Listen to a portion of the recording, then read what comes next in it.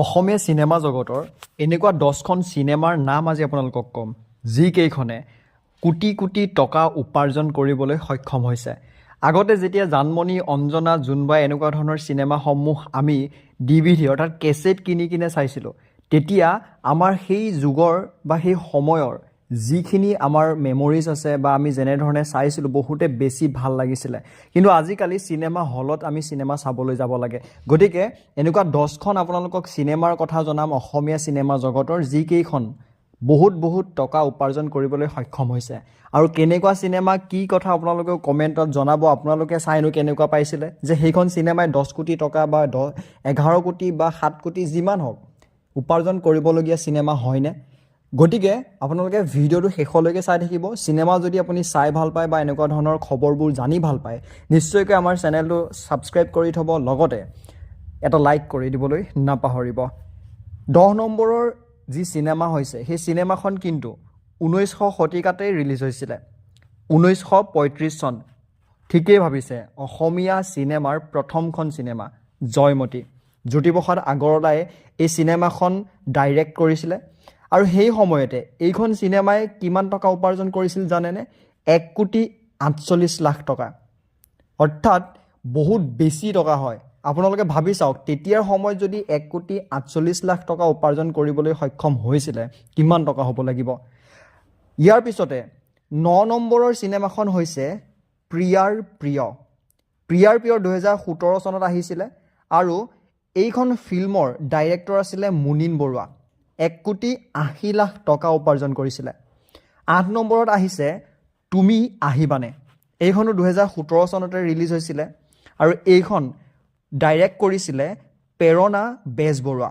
1,94,00,000 টকা এই চিনেমাখনে সেই সময়ত 2017 চনত উপাৰ্জন কৰিবলৈ সক্ষম হৈছিলে। এই তালিকাৰ 7 নম্বৰৰ চিনেমাখন হৈছে ৰামধেনু। ৰামধেনু 2011 চনৰ ৰিলিজ হৈছিলে। প্ৰডাকশ্যন হাউচটো প্ৰাইডিষ্ট এণ্টাৰটেইনমেণ্ট আছিলে।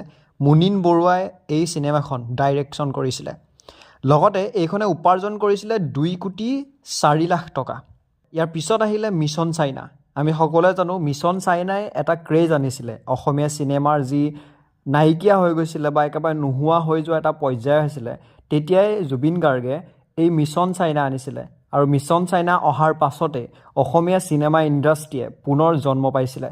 2017 চনত জুবিন গাৰ্গে এইখন ডাইৰেকশ্যন কৰিছিলে। লগতে আই ক্ৰিয়েশ্যন প্ৰডাকশ্যন নামৰ যিটো হাউচ আছে সেইটোৱে এইখন প্ৰডিউচ কৰিছিলে।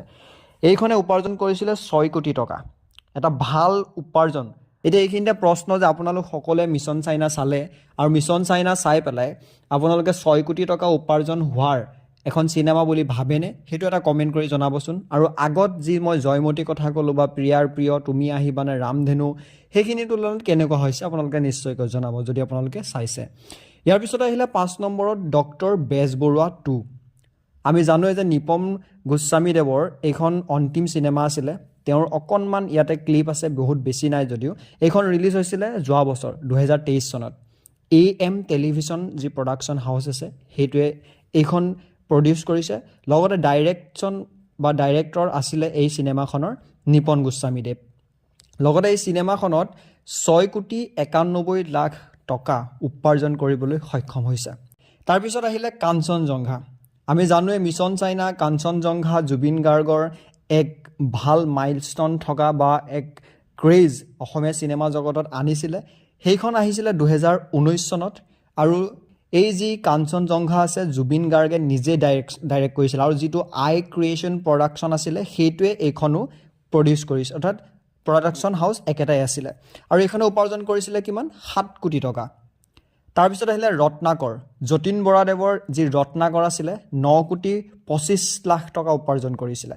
2019 চনত আহিছিলে আৰু JB প্ৰডাকশ্যনে এইখন প্ৰডিউচ কৰিছিলে। অৰ্থাৎ প্ৰডাকশ্যন হাউচটো JB প্ৰডাকশ্যন আছিলে। তাৰপিছত আহি গ'ল ৰিচেণ্টলি আমি যি চালোগৈ হলত দলে বলে গৈ বিদুৰভাই। বিদুৰভাই আমি জানোৱেই 2024 চনতে ৰিলিজ হৈছে আৰু ইয়াৰ যি প্ৰডাকশ্যন হাউচ আছিলে সেয়া হৈছে ৰুট ষ্টক এণ্টাৰটেইনমেণ্ট। SUV টীমৰ নিজৰে হয় এইটো প্ৰডাকশ্যন। লগতে সুব্ৰত কাকতিয়ে, অৰ্থাৎ যাক SUV বুলি আমি জানো, সেই SUVয়ে ডাইৰেক্টৰ বা ডাইৰেকশ্যন কৰিছে। 10,11,00,000 টকা এই চিনেমাখনৰ অফিচিয়েল যি উইকিপিডিয়া আছে উইকিপিডিয়া 10 কোটি 11 লাখ টকা মেনশ্যন কৰা আছে কিন্তু চিনেমাখনৰ যিমানটো দিনলৈকে চলিলে তাৰ পিছতো ইয়াত কিছুমান ৰেকৰ্ড ইয়াত নাইকিয়া চিনেমাখনে কিমান টোটেল উপাৰ্জন কৰিলে কিন্তু এতিয়ালৈকে যিমানখিনি ওলাইছে 10 কোটি 11 লাখ টকা ইয়াতে উপাৰ্জন কৰা বুলি ওলাইছে 1 নম্বৰত আছে শ্ৰী ৰঘুপতি 2023 চনত এখন বহুত ভাল চিনেমা আহিছিলে বুলি আমি ক'ব পাৰো 2023 বৰ্ষৰ আমি সকলোৱে গৈ চাইছিলুগে আৰু সেইখনো ডাইৰেকচন কৰিছিলে সুব্ৰত কাকতিয়ে অৰ্থাৎ এসইউভি আৰু ইয়াৰ প্ৰডাকচন হাউচটো আছিলে মণিৰত্ন এন্টাৰটেইনমেন্ট আৰু এইখনে 13 কোটি 81 লাখ টকা উপাৰ্জন কৰিছে অসমীয়া চিনেমাৰ এখন বহুতে বেছি অৰ্থাৎ বৰ্তমানলৈকে এই চিনেমাখনৰ সমান কোনো চিনেমাই উপাৰ্জন কৰিব নোৱাৰে আপোনালোকে কি ভাবে যে এইখন চিনেমাক বিট কৰিব পৰা ক্ৰছ কৰিব পৰা কিবা অসমীয়া চিনেমা আহিবনে আকৌ কেনেকুৱা ধৰণৰ চিনেমা আহিলে মানুহে কিন্তু আকৌ দলে বলে গৈ চাবলৈ বিচাৰিব আৰু ৰিসেন্টলি আপোনালোকে হয়তো চালে sikaar চাই কেনেকুৱা পালে নিশ্চয়কৈ জনাব কেনেকুৱা ধৰণৰ টপিকৰ ওপৰত ভিডিঅ' বিচাৰে কমেন্ট কৰিব পুনৰ লগ হ'ম তেতিয়ালৈকে চিনেমা চাই থাকক আৰু আমাৰ চেনেলটো সাবস্ক্ৰাইব কৰি থব ধন্যবাদ